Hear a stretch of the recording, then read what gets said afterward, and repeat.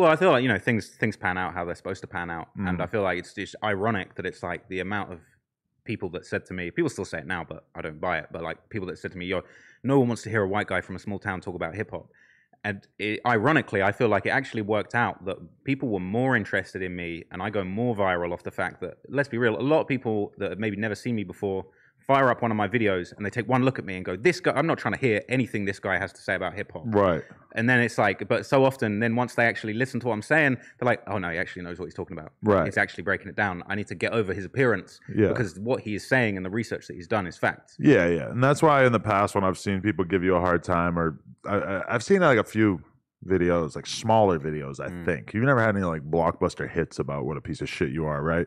Man, Joe Budden doesn't seem to have caught wind of me yet. So the day that Budden comes for me, I'll know I've made it. But I've seen like some smaller content creators kind of taking shots at you. And it's just weird to me because it's like, listen, like his videos are fucking good. They're factually, as correct as could be, or it's clear that you have a real dedication to the truth. I'm sure that you've made mistakes or put stuff in videos that you regretted or whatever, but at the very least, it seems like you're really attempting to document reality.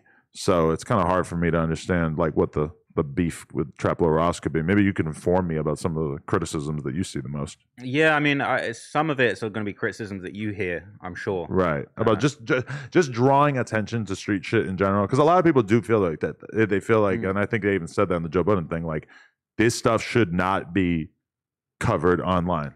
Like gang shit should take place in the streets. Nobody should ever know or ever talk about it. I'm sorry, that seems a little naive at this point. That is one of the dumbest arguments I've ever heard. Has that ever been the case? Look at the mafia. Like how many fucking books and movies are based on the mafia, right? You never hear people saying The Godfather shouldn't exist as a movie. Right. They should ban The Godfather. They shouldn't be platforming these Italian murderers. You know what I mean? It's just like. But I bet that if you were in those communities at that time, that you would have heard that. It's just that having time to be able to look at The Godfather or Goodfellas and be like, this is great art, this is great content, like who gives a fuck if it maybe encourage some people to like join gangs or whatever. Once you have these years and years and decades of distance, it becomes even more obvious that there's nothing wrong with creating art out of that sort of thing, right? Well, bro, it's like, why don't they level the same criticism at the news? Bro, it makes me so angry. Like, I just get sick of it. People are like, yo, you shouldn't talk about these gang wars. These things are sad and people shouldn't know about them. And it's like, that's completely illogical. So the war in Russia right now, is people are getting slaughtered. It's all over the news. Fire up CNN. It's going to be front page. There's going to be some banner ads underneath it too. And like, it's sad. So we shouldn't talk about the war in Ukraine. Right. We shouldn't talk about any of the tragedies going on all around the world, which are in every media news publication. These are important stories. You know what I think the thing is about that though, is that hip hop I think that when you look at cultures and how they are comfortable with being documented in the public eye, a lot of it has to do with size. Because I'll give you an example. In hip hop, if somebody gets a divorce, this is news. Like No Jumper posted, Academic posted, everybody posted, and it's like people do podcast clips talking about the divorce, etc. Hip hop is so big that we look at the celebrities within hip hop like it's okay, it's acceptable for us to have conversations about their private lives. When I was in the BMX world, I remember there was one year where like 6 big pro riders got divorced in the same year. And I remember just thinking, like, as the guy who was running the blog, like, I'm not going to post this, but it's interesting that I'm not posting it. Like, why is this not socially acceptable in BMX? But BMX is small enough that it's looked upon as tacky. It's closer to a family, but as something gets bigger, that we talk about Russia and Ukraine and geopolitical events, it's like nobody is under the illusion that these things shouldn't be discussed and reported upon. I think that a lot of people in rap are just kind of like not mature enough to understand that this is just how things go, is that this is journalism, this is what people do. They make content about real life events, and like the fact that academics or me or whoever gets held to this standard when PNB Rock dies and people make content about it or post about it, which I mean at the same time there's a Joe Budden clip talking about PNB Rock too, like, so he's still making content about it, but like literally every news station did the same thing.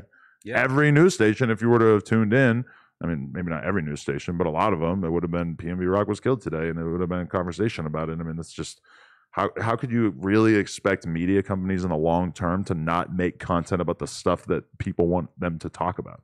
Well, these things are already really popular and big stories. I mean, it's like if I was the first person to ever talk about the war in Oblok Right. in history, if I was the first person to ever bring that to people's attention, Right. I still would stand on it. But like, you know, the argument would be, oh, you're bringing this sad thing people shouldn't know about to people's attention. Well, why has Lil Durk got a song called Should Have Ducked, where he's talking about smoking on duck? It's a Billboard Top 100 song. Yeah. He's talking about smoking this op, right? And when I've interviewed Dipset or whoever around that time, it's like they had beef with people. Like random fucking dudes on the block, you know, maybe it's gang related, maybe it's not under the guise of a gang, whatever, but they had problems with people and then they just like wouldn't put it in their songs. They weren't using this for marketing. That's a possibility, you know? You know, it's like if it's in a popular song that is charting and the rappers are making a ton of money off and these are mainstream songs in the culture, right? It's just absurd it's this absurd double standard to be like, okay, Dirk can have a song on the Billboard chart and on the radio in rotation talking about smoking on this man that got murdered in his community, but somebody can't make a video about the story behind a Billboard charting song. Like, it just seems like an absurd double standard. People deserve to know what they're singing along to. And I'm going to go out on a limb and say that the Shoulda Ducked video might have like 50 million views on YouTube right now and way more on Spotify, whatever. These songs are like genuinely popular. I myself have probably heard that song like fucking 40 times in my life, and not all of those times were intentional. You know, it's just like popular music. When you talk about like my FBG Cash interview, which is one thing that Joe Budden was bringing up, I think that might have like 500,000 views. I mean, it's just not the percentage of people who will watch a rap interview is very, very small in comparison to the percentage of people that will listen to rap music. Absolutely. And you know, for some reason, we want to just give a pass to the music for some reason and come at me or you or Ak. But like, again, I had a conversation with Van Lathan and he kind of said to me, you know, don't you feel it's wrong that you're kind of like selling popcorn for people to gawp at this gang war? And I said, listen, the man who sold way more popcorn than me is King Von. And he was the guy doing the murders. Right. Making songs about it, charting. You know, allegedly, you're seeing the Chicago police, all these papers have come out that this dude was murdering people in his community, making music about it, becoming very popular, and like became a millionaire. You know what I mean? He was in O'Block handing out wads of cash to people. Right. So, you know, it's just crazy to think like doing journalism and reporting on these things that are big stories that are going on in the world. Like, again, it's like we talk about, you know, you say, well, you know, the war in Ukraine, it's sort of on a big scale. But when you look at the beef that went on between Von and his ops or Von and Duck and literally dozens of people that lost their lives in this story, these are really important stories that I think people should know about. Like, okay. The other day I was in Boston and we were, for whatever reason, having a conversation on the live show about, you know, rappers from Boston and stuff like that.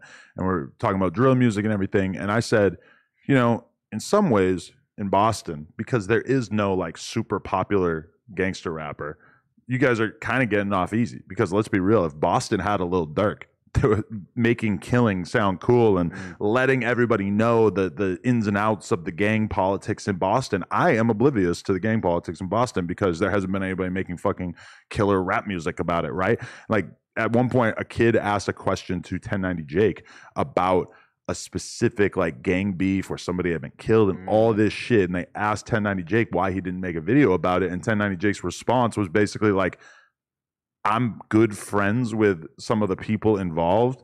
It literally happened like around the fucking corner from where I stayed at a certain point.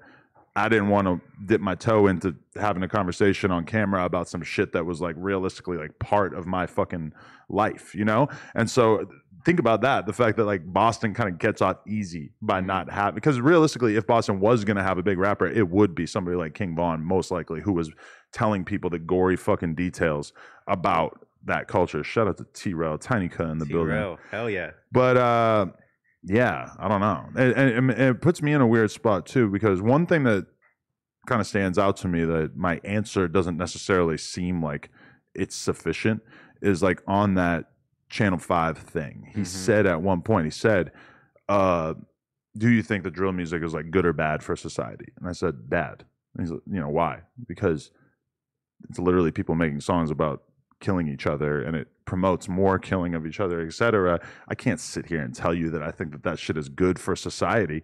But then the question is like, well, then why do you like it so much? Why do you listen to it? Why do you fucking interview the participants? And it's kind of like the best metaphor I could think of is like, I love the UFC. I watch it all the time. I would never want my fucking son to get involved in the UFC. I would never want my son to play football. I think it's just you're introducing the chance of like serious head trauma to such an extent that I think it would be totally irresponsible for me to like guide my own kid into MMA. But at the same time, I fucking love watching it. At a certain point in my life, I really wanted to like get good at it, and I was doing jiu-jitsu, all this stuff. And I do think it's, of course, you know, jiu-jitsu or MMA to learn to protect yourself, I think is a great idea for a lot of people. But, you know, it's like the fact is that UFC exists and there are grown men that want to take part in this. And so I don't see any sort of conflict in me wanting to observe it. And so even though I think King Von should not have killed those people and that King Von certainly should not have rapped about killing people, but I mean, as long as this theater is taking place in the public eye, I mean, I would have to like really go out of my way to not pay attention to it, given that this is the music that I've been pretty much listening to my whole life, you know? All right, people, we just hit 300,000 subscribers. You know we're trying to hit 400,000 subscribers. So that little red button, tap it, tap in. We appreciate y'all.